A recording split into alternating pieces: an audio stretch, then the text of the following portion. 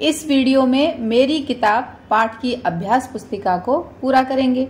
नमस्कार सभी को, हिंदी कला केंद्र में आपका स्वागत है। अगर आप इस चैनल पर नए हैं तो पहले इसको सब्सक्राइब करें व बेल आइकन को दबाना ना भूलें ताकि नए वीडियो का नोटिफिकेशन सबसे पहले आपको मिले।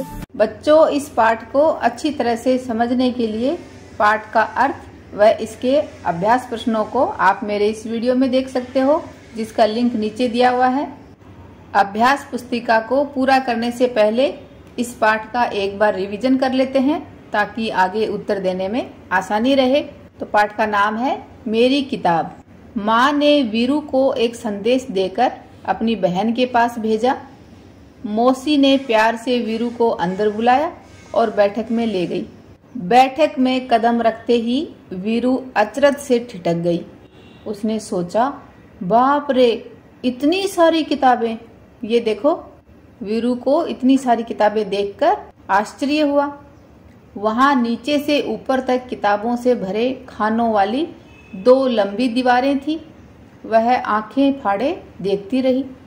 अंत में उसने साहस करके पूछा, क्या आपके पास बच्चों के लिए भी किताबें हैं?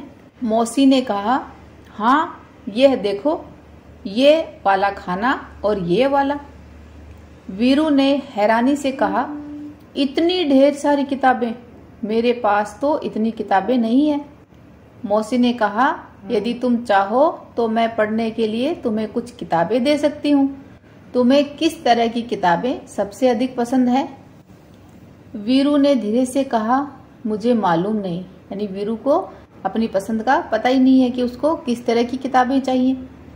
मौसी ने एक किताब निकालकर वीरू को पकड़ाई और कहा, तुम यह किताब पढ़कर देखो। वीरू घबराकर पीछे हटी और बोली, बाप रे, ये तो बहुत मोटी है। मौसी ने सुझाव दिया, अच्छा, तो फिर शायद ये वाली ठीक रहेगी। वीरू बोली, ये बहुत बड़ी है, मेरे बस्ते में नहीं आएगी। मौसी ने एक तीसरी किताब दिखाई, और इसके बारे में क्या ख्याल है? वीरू ने किताब के पन्ने पलटे और यह फैसला किया, इसमें पढ़ने के लिए बहुत कम है। इतनी छोटी छोटी तस्वीरें, और यह किताब बहुत पतली है। सहेली ने कहा, वीरू, मुझे तो लगता है कि मैं तुम्हारे लिए किताब नहीं चुन सकती। ऐसा करना, अगली बार जब तुम आओ तो अपने साथ एक फुट्टा लेती आना। वीरू ने पूछा, फुट्टा क्यों?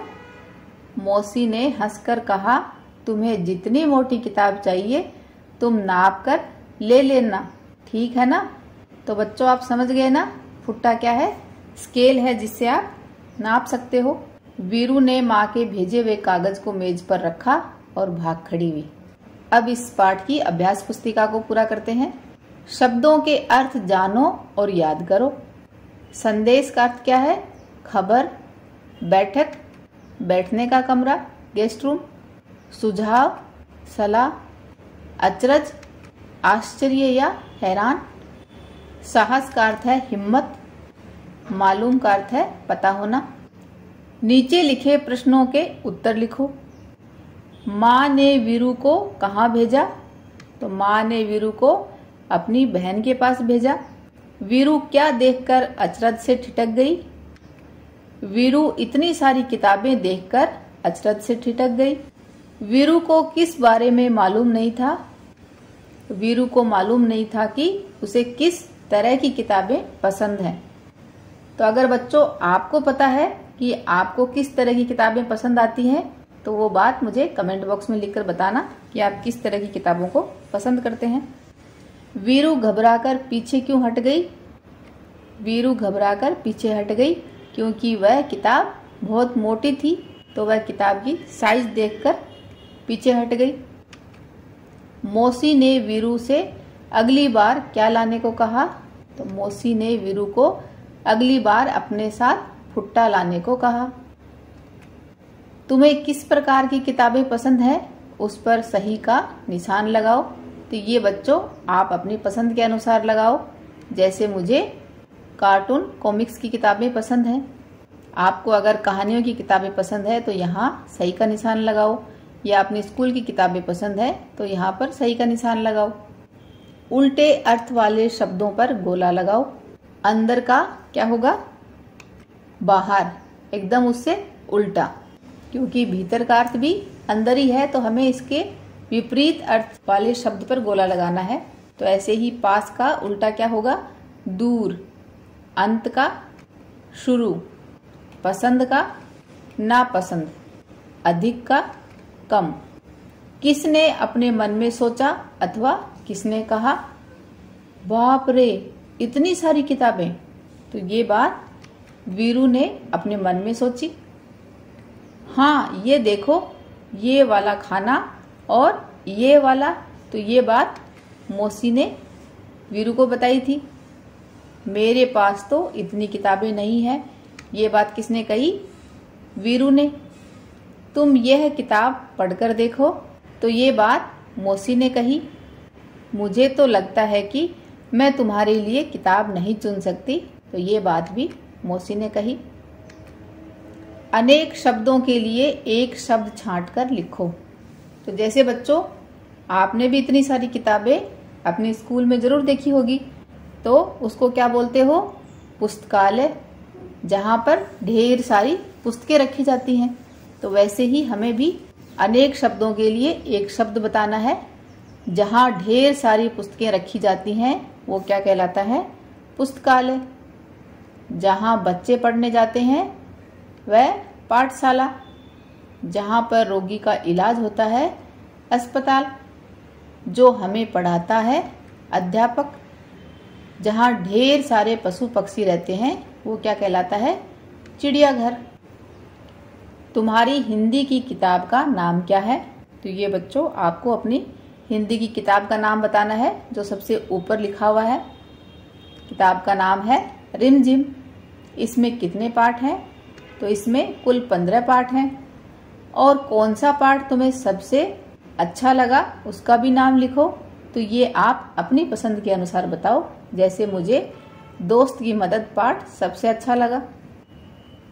अपनी मनपसंद चीजों के नाम लिखो। से फलों में आपको क्या क्या पसंद है? मुझे सेब, संतरा। फूल में गुलाब, चमेली का। खेल में क्रिकेट और टेनिस। मिठाई में रसगुल्ला और जलेबी। आपके सबसे प्रिय दोस्त का नाम क्या है? तो ये आपको अपने दोस्त का नाम बताना है। जैसे मेरे दोस्त का नाम कल्पना है। वह कहाँ रहता या रहती है? तो वह हमारी बिल्डिंग में रहती है। वह तुम्हें अच्छा क्यों लगता या लगती है? वह रोज शाम को मेरे साथ खेलने के लिए आती है, इसलिए मुझे अच्छी लगती है और मेरे साथ झगड़ा भी नहीं करती। कविता पढ़ो। तो देखो बच्चों, एक प्यारी सी कविता जिसे आप भी मेरे साथ पढ़ो। प्यारी किताबें। कविता का नाम क्या है? प्यारी किताबें। शब्दों का सुंदर घर हैं किताबें। चिड़ियों के पंखों सी फटफट किताबें। किताबें हैं दोस्त हमारी। बातें किताबों से करती है दुनिया सारी। आओ हम झांके इन प्यारी किताबों में। आओ हम इन्हें अपना दोस्त बनाएं। इस कहानी को एक बार फिर से पढ़ें। पाठ को अच्छी तरह से समझने के लिए इसके अर्थ व अभ्यास प्रश्नों वाले मेरे वीडियो को जरूर देखें। किताबें हमारी सबसे अच्छी दोस्त होती हैं। तो बच्चों, इस बारे में आपका क्या ख्याल है? क्या ये बात सही है? तो ये बात आप मुझे कमेंट बॉक्स में लिखकर बताना। सुझावों व सुधारों के लिए कमेंट बॉक्स में लिखें। अगर हमारे वीडियो बन ही रहे हैं आपके फेवरेट, तो फिर क्यों ना करें इनको लाइक, सब्सक्राइब और रिकमेंड। हमें और बेहतर बनाने के लिए आप कर सकते हैं कमेंट। धन्यवाद।